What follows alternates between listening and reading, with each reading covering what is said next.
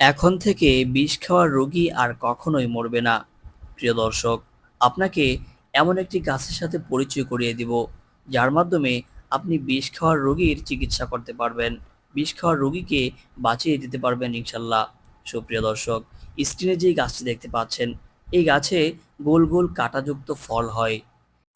এই ফলগুলো কখনোই খেতে যাবেন না, কারণ এই ফলে এক ধরনের বিষ রয়েছে, যার ফলে মানুষ পাগল পর্যন্ত হয়ে যেতে পারে।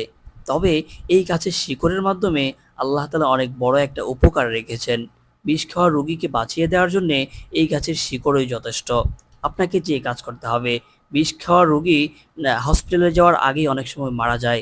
তাই আপনি তৎক্ষণাৎ এই গাছের শিকড় নিয়ে বেটে অথবা শিকড় চিবিয়ে খাইয়ে খাইয়ে দিবেন।